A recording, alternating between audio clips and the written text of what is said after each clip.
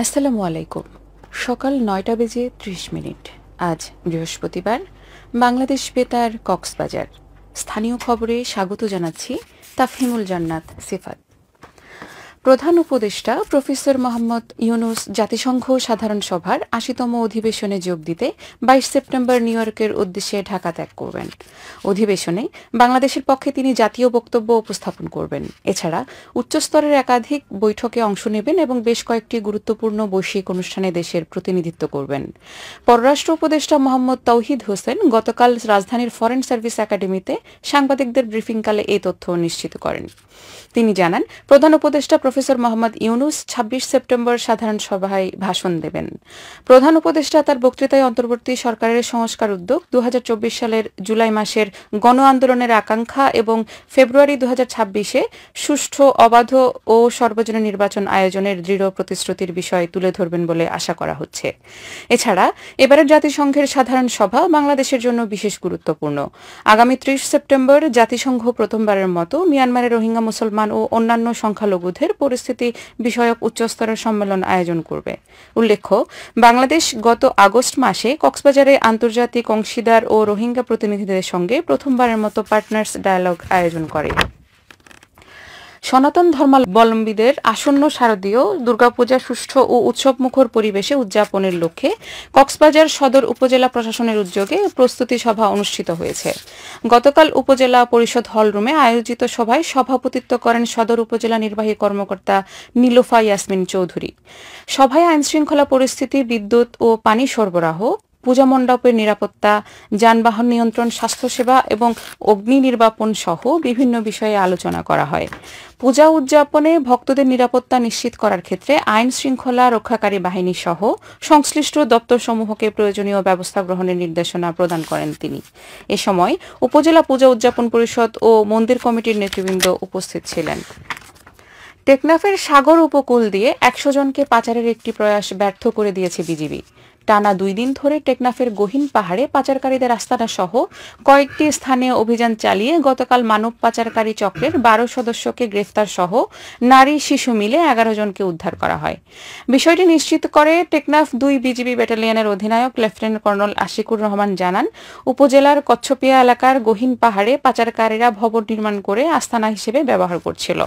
সেখানে mobile network না থাকলেও পাচারকারীরা ডিভাইস টু ডিভাইস সংযোগের মাধ্যমে ইন্টারনেট ব্যবহার করে মানব পাচারের কার্যক্রম পরিচালনা করে আসছিল।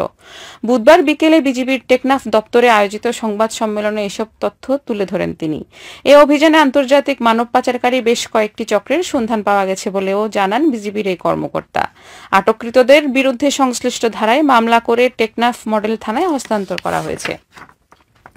কয়েক যুগ পেরিয়ে গেলেও উখিয়ার রত্নাপালং ইউনিয়নের করইবন্যা এলাকায় ছিল না কোনো শিক্ষা প্রতিষ্ঠান। পিছিয়ে ছিল শিক্ষাবঞ্চিত কয়েকশো শিশু। এসব শিশুরা শিক্ষার অভাবে নানা অপরাধ কাজে জড়িত হয়ে পড়ছিল। এমন পরিস্থিতিতে ওই এলাকায় একটি বেসরকারি প্রাথমিক বিদ্যালয় উদ্বোধন করা হয়েছে।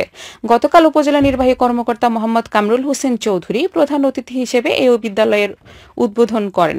তিনি বলেন, যে এলাকায় ইতোপূর্বে কোনো বিদ্যালয় ছিল না, সেখানে এখন থেকে শিক্ষার আলোয় আলোকিত হবে শিশুরা। নতুন বিদ্যালয় শিশুদের জন্য শিক্ষার দ্বার উন্মোচন করবে। অবসরপ্রাপ্ত প্রধান শিক্ষক কামাল উদ্দিনের সভাপতিত্বে এতে উপজেলা একাডেমিক সুপারভাইজার বদরুল আলম, উপজেলা প্রাথমিক শিক্ষা অফিসার আশরাফুল আলম সিদ্দিকী সহ অন্যান্যরা বক্তব্য রাখেন। চকরিয়ায় এক নবজাতকের মরদেহ উদ্ধার করেছে স্থানীয়রা। গতকাল চট্টগ্রাম কক্সবাজার মহাসড়কের মাতামুহুরী ব্রিজ সংলগ্ন এলাকা থেকে এই মৃতদেহটি উদ্ধার করা হয়। স্থানীয়রা জানায়, মাতামুহুরী ব্রিজ সংলগ্ন এলাকায় নবজাতকটিকে পড়ে থাকতে দেখে উদ্ধার করে স্থানীয়রা। পরে উপজেলা স্বাস্থ্য কমপ্লেক্সের জরুরি বিভাগে নিয়ে গেলে কর্তব্যরত চিকিৎসক তাকে মৃত ঘোষণা করেন। চকরিয়া থানার ভারপ্রাপ্ত কর্মকর্তা তৌহিদুল আনোয়ার বলেন, উদ্ধার হওয়া নবজাতকের মরদেহটি স্থানীয় লোকজনের সহায়তায় দাফন করা হয়েছে। উখিয়ায় সংরক্ষিত বনাঞ্চলে একটি বন্য হাতির মৃত্যু হয়েছে। গতকাল উখিয়া রেঞ্জের সদর বিটের আওতায় দোছড়ি রফিকের ঘোনা এলাকায় এ ঘটনা ঘটে। দোছড়ি বিট কর্মকর্তা রনি তালুকদার জানান, হাতির মুখ থেকে প্রচুর পরিমাণ রক্ত বের হচ্ছিল। দুপুর ২টার দিকে প্রাণী সম্পদ কার্যালয়ের ভেটেরিনারি সার্জন ঘটনাস্থলে গিয়ে মৃত হাতির ময়নাতদন্ত সম্পন্ন করেন। ভারপ্রাপ্ত রেঞ্জ কর্মকর্তা আব্দুল মান্নান বিষয়টি নিশ্চিত করে জানান, ময়নাতদন্তের প্রতিবেদন আসলে হাতিটির মৃত্যুর আসল কারণ জানা যাবে। মৃত হাতিটি মাটিতে পুঁতে ফেলা হয়েছে বলে জানান তিনি। এখন জানিয়ে দিচ্ছি বাঁকখালী নদীর মোহনা ও সংলগ্ন এলাকার সামুদ্রিক জোয়ার ভাটার সময়সূচি। আজ ভাটা শুরু হয়েছে সকাল ৮টা ৪২ মিনিটে, চলবে বিকাল ৩টা ৮ মিনিট পর্যন্ত। সবশেষে পর্যটক বার্তা। পর্যটন নগরী কক্সবাজারে আগত ভ্রমণ পিয়াসুদের সাগরের পানিতে নামার পূর্বে সাবধানতা অবলম্বন করার জন্য অনুরোধ করা হচ্ছে। যারা সাঁতারে দক্ষ নন তাদের পানিতে বেশি দূর যাওয়া উচিত নয়। ভাটার সময় স্রোতের সাগরমুখী টান প্রবল হওয়ায় সাগরের গভীরে ভেসে যাওয়া এমনকি প্রাণহানির আশঙ্কা থাকে। সেই সাথে পর্যটকদের স্বাস্থ্যবিধি মেনে চলারও পরামর্শ দেওয়া হচ্ছে। খবর শেষ হলো। আমাদের পরবর্তী খবর প্রচারিত হবে আজ দুপুর ২টা বেজে ৩০ মিনিটে।